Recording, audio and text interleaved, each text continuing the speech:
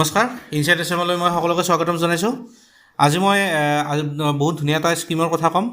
কিছু সময় পূৰ্বে মই গম পালোঁ যে অসমৰ সমাজ কল্যাণ বিভাগে বিনামূলীয়াকৈ চিলাই মেচিন দিবলৈ ওলাইছে। যিটো আমাৰ ছ'চিয়েল ৱেলফেয়াৰ সেইটো অফিচৰ ফালৰ পৰা ঠায়ে ঠায়ে অসমৰ বিভিন্ন ঠাইত চিলাই মেচিন দিব ওলাইছে মহিলাসকলক, যিসকল দুখীয়া, আৰ্থিকভাৱে দুখীয়া, তেওঁলোকৰ এই সুবিধাটো দিবলৈ ওলাইছে। আৰু ক'ত কেনেকৈ এই বিষয়ে আবেদন কৰিব মই সম্পূৰ্ণ আপোনালোকক জনাবলৈ চেষ্টা কৰিম। আৰু কিবা ডাউট থাকিলে মোক কমেণ্টত নিশ্চয় সুধিব। আহক মই ভিডিঅ'টো আৰম্ভ কৰোঁ। আপোনালোকে সম্পূৰ্ণ ভিডিঅ'টো জানি লওক আৰু সম্পূৰ্ণ ভিডিঅ'টো চাই ল'ব। চাই উঠি আপোনালোকে মোক জনাব কিবা সুধিব লগা থাকিলে।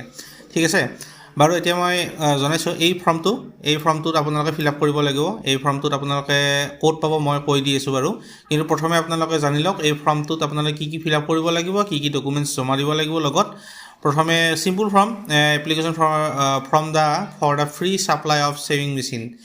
ইয়াত প্ৰথমে যিজনে এপ্লাই কৰিব তেওঁৰ নামটো লিখিব লাগিব আৰু মেল নে ফিমেল সেইটো উল্লেখ কৰিব লাগিব।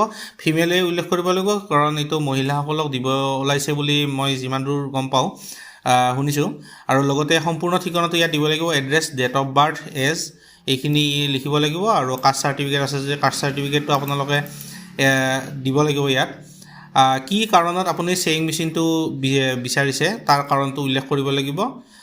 প'ৰ, ডেষ্টিটিউট উইড', ডিজাৰ্টেড ৱাইফ, হেণ্ডিকেপ, ইয়াৰ কোনটো আপুনি কিহত পৰে সেইটো উল্লেখ কৰি দিব।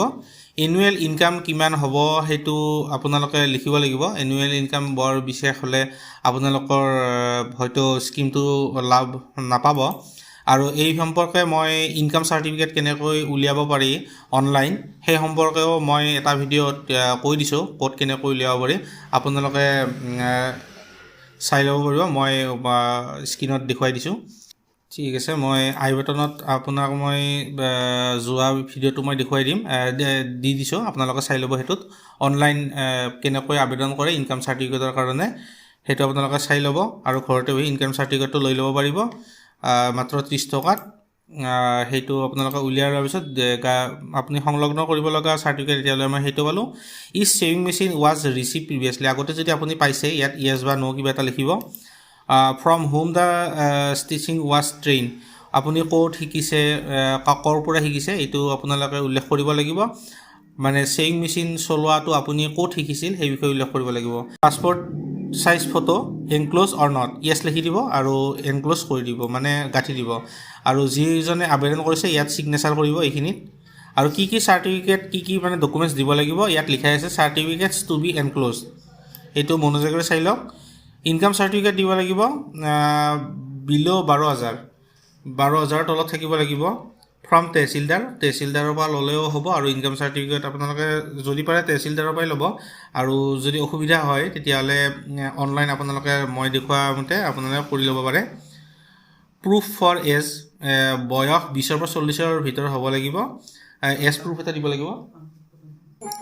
আৰু তাৰ কাৰণে এজ প্ৰুফৰ ক্ষেত্ৰত আপোনাৰ যদি পান কাৰ্ড, ভোটাৰ কাৰ্ড আছে সেই দিলেও হৈ যাব।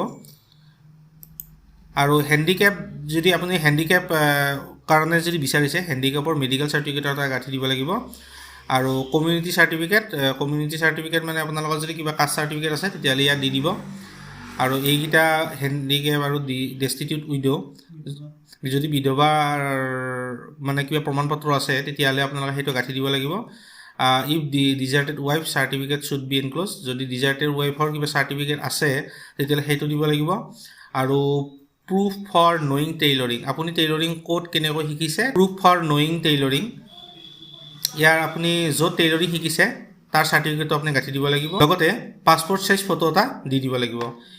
আপুনি জমা দিব লগা ডকুমেণ্টছ এইখিনি ডকুমেণ্টছ আপুনি ফৰ্মখনৰ লগত ফৰ্মখন ফিল আপ কৰি ডকুমেণ্টছখিনি গাঁঠি দি আপোনাৰ ওচৰৰ ছ'চিয়েল ৱেলফেয়াৰৰ অফিচত জমা দিব লাগিব। আৰু জমা দিয়াৰ পিছত আপুনি গম পাব আপুনি কেতিয়া চিলাই মেচিনটো পাব, সেই সম্পৰ্কে অফিচৰ বিষয়াৰ পৰা আপুনি জানিব পাৰিব।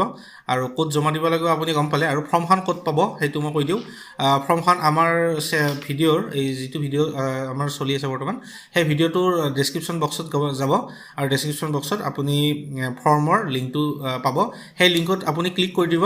ক্লিক কৰি দিয়াৰ পিছত আপুনি ফৰ্মটো পাই যাব অট'মেটিকেলি।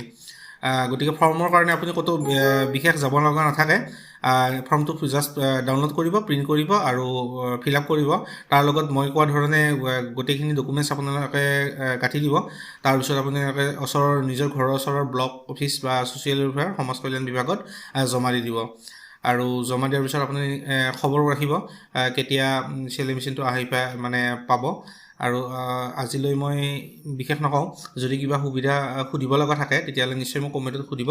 আৰু সম্পূৰ্ণ ভিডিঅ'টো চোৱাৰ বাবে মই আপোনাৰ সকলোকে ধন্যবাদ জনাইছোঁ। এনেকুৱা ভিডিঅ' পাই থাকিবৰ কাৰণে মোৰ লগত চেনেলটোৰ লগত জড়িত হওক। চেনেলটো প্লিজ ছাবস্ক্ৰাইব কৰিব।